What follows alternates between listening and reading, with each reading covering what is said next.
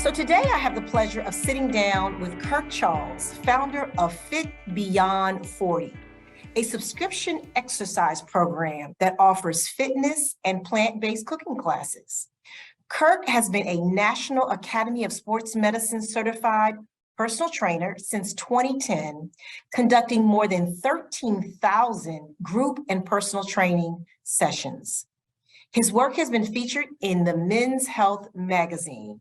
So let's just jump right in. Welcome, Kirk. Hello, how are you? I'm well. And so let's just start with, you've been on this mission to get America in tip-top shape. What does that look like for your brand? And what has led you to start a business around holistic, healthy living? Well, holistic healthy living has been a part of my life for more than 30 years. Back in 1989, I was vegan before anyone even knew what the word meant or could even pronounce it. So since that time, you go through different phases of veganism where you're eating a lot of junk food, then you switch over to whole food, plant-based, which is pretty much where I am now. So it's a natural fit for me to provide nutrition and cooking expertise to my clients, and I do it all the time. So the pandemic hit, and that just changed the whole landscape of the entire world. When that hit, I decided, well, maybe I need to take this online. Maybe I need to bring what I know to my own kitchen, to my own living room, just do everything here in my home and provide services to everyone who can't get out and who may not have access. And also at a price point that's accessible to pretty much everyone. So for me, it's about educating and inspiring people and just giving them the knowledge that they need in order to make a different choice or make certain types of choices for their own betterment. So getting America fit means actually just providing knowledge to everyone so they can do what's in their best interest. That's great, Kirk. And so the name of your business is Fit and 40. Where does that name come from? That came from my time as a columnist for Men's Health. I've written maybe 100 articles for Men's Health, and my column was basically for men who are over 40 years of age. So believe it or not, I represent the older people in the world, those 40 and up, those 50 and up, those 60 and up. Those are the people or the popular part of the population that I'm trying to touch. So because I wrote a column, which is Fit Beyond 40, I decided why not start a business that's Fit Beyond. So, Kurt, you talked about the pandemic, and I believe that the pandemic really kind of helped change us all in many different ways. It helped raise the awareness of how we were living, how we were spending our time, how we were balancing this thing called work and life balance. And so why do you think that health and wellness has become a dominant conversation, a national conversation in the way it hasn't before? Well, at this time, America is we're getting sicker. Like, for instance, by 2030, it's estimated that 1 out of 3 people might have diabetes. That's crazy. The numbers for heart disease are going up and for other diseases also. So we're in a situation where people are becoming sicker, unfortunately, and a lot of that has to do with the way that we eat. And if we could just turn that around, then we can help people out, because the bottom line is you have to take care of yourself before any type of catastrophic event happens. And I've known plenty of people, and I've had clients also who've had strokes, heart attacks, cancer. I'm always thinking to myself, well, what if I could have gotten it in like 10 or 15 years early? That could have changed the whole landscape.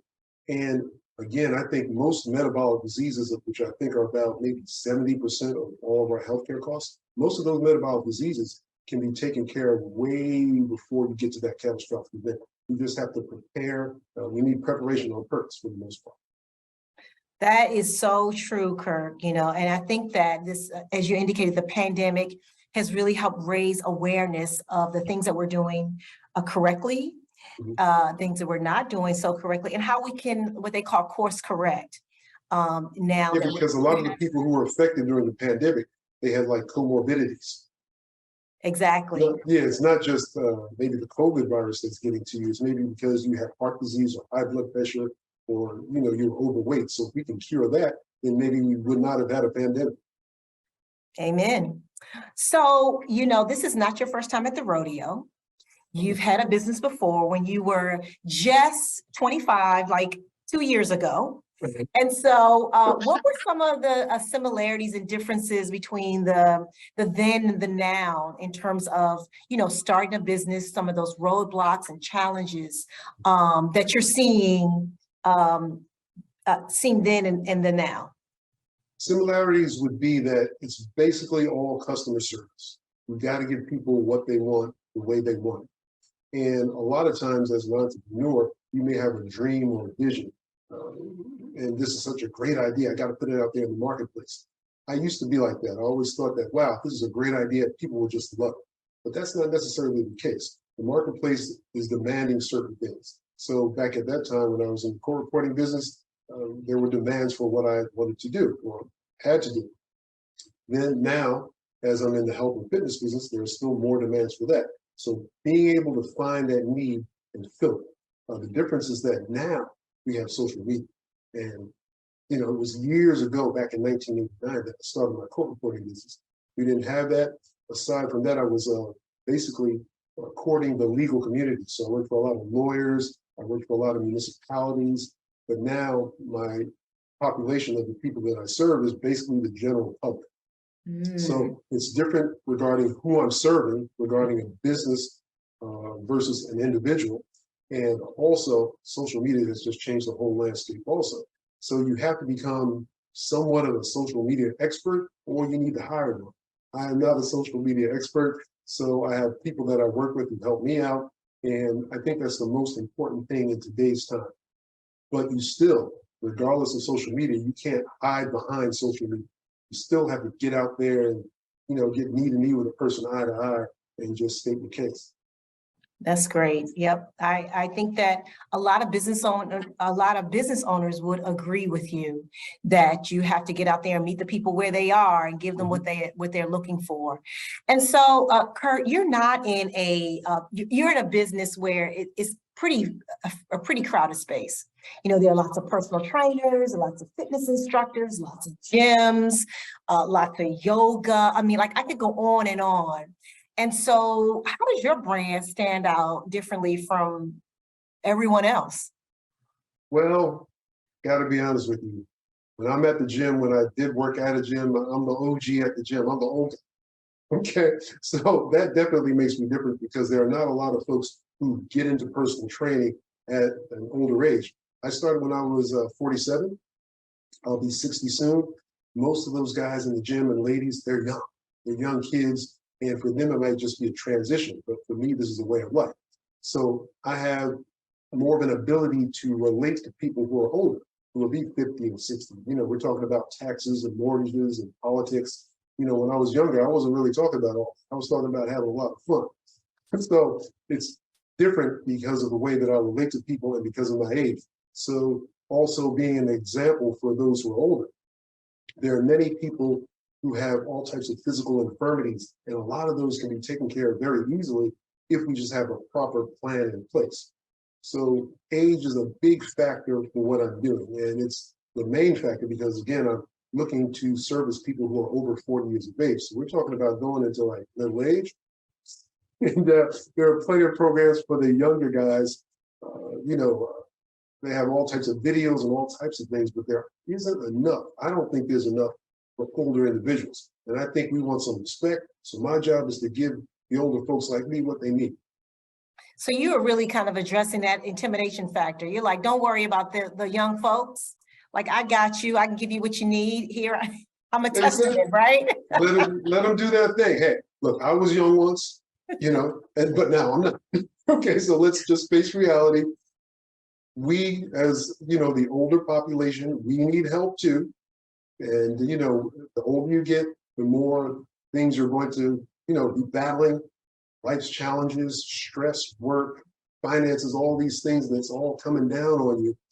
And the older you get, a lot more of it starts to come down on you. So, I was young once and I had a good time when I was young. But that party's over. It's time to start a new party. Gotcha. Amen to that. So, Kurt, you have what is a lot of businesses, small businesses have is what is called is subscription based. And so talk to us a little bit about that and a little advice that you have for someone who might be new to the small business game? They want to get into this subscription-based kind of model for generating ongoing business. So talk to us a little bit about that. What I think you need in order to succeed in the business is a large net. You have to reach a large amount of people, because you have to, in any business, look at your ratio of sales. Can I get 1 out of 10 people to sign up, 1 out of 100, 1 out of 1,000? Once you know what that number is in any particular business, then you know how many people you have to contact in order to generate a certain amount of revenue. So it's very important that you understand that. Second of all, as I mentioned earlier, the internet. You have to be good at marketing on the internet in this type of business, because you have to stay in front of people all the time with emails and writing things, but you have to keep yourself out there. So it's called top of mind awareness. So when someone thinks of a personal trainer and they think of an old personal trainer, they're thinking about me. So being out there constantly in front of people all the time, and speaking engagements, whatever it may be, just get in front of people as much as you can, because the bottom line is, if you're really good at something and your business is excellent, it doesn't matter if no one knows about it. So people have to know about who you are and where you are. So in the subscription-based business, a lot of people and a lot of awareness. Wow. And so tell me a little bit about how you started that. I mean, did you realize that you had 20 people that were using your service, and you decided that I'm going to turn these 20 people will stick with me every month, and I'm going to turn this thing into a subscription? How did that work? It started because the pandemic really forced it to happen, or made me do it. Everyone was stuck inside at home. No one really wanted to go to the gym if the gym was open. So what do? So the clients that I had at the gym, a lot of them I started training online. And that went on for a long time. I started to think, well, why not do this more? Take advantage of the situation. So in that sense, the pandemic was not bad for me, or being in lockdown was not that bad for me. So people were home. They have to exercise. They got to do something. People are stressed because you're home, and you may be doing homeschooling and all types of things that are new to you. So you're stuck in front of a computer on Zoom calls.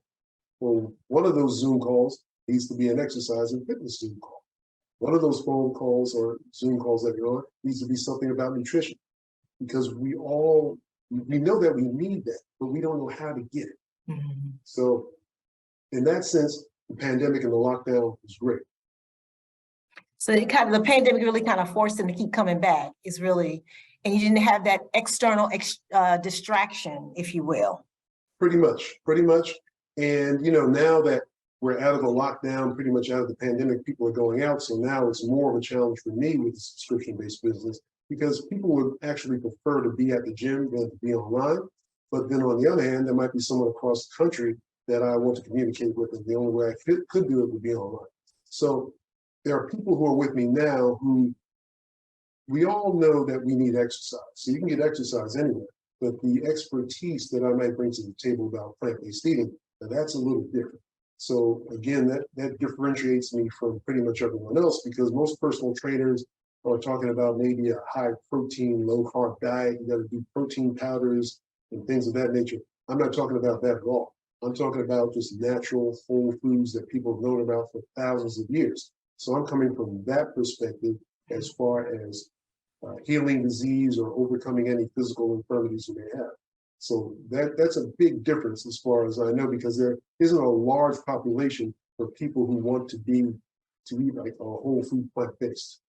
Most people want to eat what is common to them, what's known to them. And whatever type of ethnic cuisine it is, it really doesn't matter that much, because they're set in their way with that type of cuisine. But I'm offering something a little different for people who see the food landscape differently, and also combining that with the exercise landscape.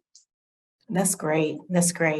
And so you're a business owner, Kirk, and there are a lot of people who perhaps might be listening to this conversation who are just getting started.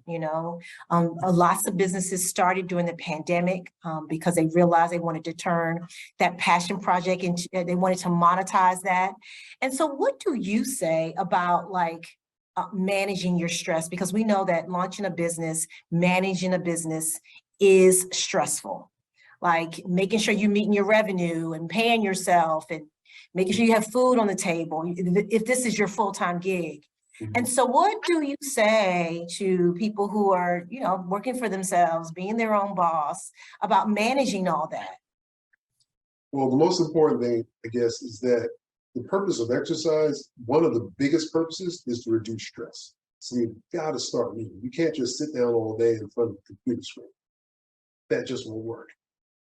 Secondly, managing stress for me right now is about getting more sleep. I need to rest. Like last night, I slept for 5 hours. That's not good enough. So you wake up, I'm normally with a client at 6 a.m. and I'm working from 6 a.m. to 9 a.m. because everyone wants to work out before they go to work. So I got to be available to them. So I'm up early, and now I've decided that from this point forward, I'm taking a nap. I'm just going to shut it down. So you have to know when to turn it on, which is when to exercise. Maybe go for a long walk, at least like 30 minutes a day. You got to engage in some type of physical movement, but you have to know when to rest. And I don't think in this country we rest enough. So take that power nap during the afternoon. Or if you can't do that, go someplace where you can sit down and have it just totally quiet. Do whatever you can, but learn how to relax. And that's something that I've been working on. Haven't been all that successful with it, but I'm continuing to work on it. So it's that whole notion of stepping away, right? You got to step away. You got to totally get away. Because for me, to be very honest, the only way I will not work is if I'm totally away. I got to be away from the computer, away from people. Sometimes I don't even take the phone. We're too attached to it. We're always on high alert. And sometimes you don't need to be on high alert. You need to be on high relaxation. Gotcha. Good advice. Great advice. So as I indicated earlier, you've been at this for a long time. You've been at this entrepreneurship game for a long time. And so when you launched Fit Beyond 40, what do you think you wish you knew then that you know now, that you've done this for a little while? I wish I just knew more about marketing. That's the most important thing about business. Again, it doesn't matter how good your business is, how well you do the job. If no one knows about it, no one's going to come to you. And you have to be extremely proactive. You have to sell. You have to be good at selling. And most people don't like to sell. In my business, it's fairly easy. Like, this is what I do. Let me show you, try it out. And if you like it, we'll engage. If not, we'll disengage and you'll go somewhere else. So learn what it is that people want and learn what it is that people need and find out a way to give them what they need the way that they want it. That's basically sales. And so, Kirk, I would imagine, in your marketing material, you have your Men's Health magazine in the background there. Are you guaranteeing that they can look like that if they become part of your subscription-based service? No, there is no guarantee, but I'm glad you bring that point up, because in addition to being a personal trainer and being in business, I do commercial acting. And one time I was on the set. One of the most interesting things that happened to me, and one of the most enlightening things, there was a gentleman on the set who was taller than I was. He had hair, real hair, which I have none, as you see. And different race. He was just totally different than I was. And they were combing his hair and clipping him and everything. And I looked at him, I need to look at that. Right? And then I realized something. Wait a minute. There's some reason that they want me here. They hired me. So I'm like, maybe there's something to it. So what I tell people all the time is, don't try to be like someone else. Be the best version of you. That's great advice. If you're the best version of you, on a scale of 1 to 10, you're at your 10, you're 9, you're 10, you can compete with anyone else who's at their 9. So just be you and have fun, because there's so many different types of strength and beauty. I mean, everyone is unique. And the thing that's unique is that you have your look, your personality. If you just work on that and work on it, I'm telling you, eventually you'll bubble up and you'll be very competitive and you'll be confident all the time. That's great advice, Kirk. And so before we conclude, give us a sneak peek into what's next for Fit Beyond 40. I think ever since I was a kid, I've always thought I'd do great things, And right now this year, in 2023, I've started what's known as a raw food challenge. So every month for 10 days, I do like a raw food challenge for 10 days. Okay, just raw food, vegetation, nothing processed, and I give people some of the recipes that I have also. So I'm looking at that as a way for people to reset themselves, because you're not going to eat raw vegetation for the entire life. 10 days can really do some great things with it. So I've had some great success because I've done it twice already this year. We did it at the beginning of the year, and we also just finished like another 10 days sprint, so to speak. So in March, on the first Wednesday of every month, we're starting 10 days of raw food. I want to build that out. I want 1,000 people or so doing it, 1 million people doing it. I'm telling you, if we just think about that a little bit, and I can get more people to engage in it, we can change the health landscape in this country. And once you come out of those 10 days, you have a new perspective, new insights on food and what it is that's going to heal your body instead of harming your body. So if you're in a position like a lot of people are, where they may not have health care, you've got to take care of yourself. A lot of these metabolic diseases, as I said before, can be pretty much wiped out as far as I'm concerned, just based on what you eat and the type of exercise that you engage in. So a raw food army, that's what I see as the next step. So we'll see how that goes in the next couple of years. And so I might just have to join you, Kirk. I think you should. March 4th. I just might have to, but people don't have to be a part of your subscription to really be to adopt that. And so who knows, you might see me along this raw food journey that you're embarking upon. I hope that I do, because I'm telling you, if you do decide to join us, it will change your life. Great. And also, like on Wednesday mornings at 6 a.m., I have an exercise class for 30 minutes. It's on YouTube Live. Anybody can join in. So join in, have some fun. A lot of times we discuss these things, and we just here to have fun. You know, life should be fun. And to free yourself physically and mentally, oh, then you start having fun because you can relax a little bit. We're too stressed in this country. So we're going to de-stress, get everybody fit, healthy, and ready to engage in action. And for those who are beyond 40, they're going to be fit beyond 40. So Kirk, thank you for this very insightful conversation. And I want to thank everyone for joining us. And so to listen to our other founder interviews, please visit www.smallbizrc.org/meet the founders.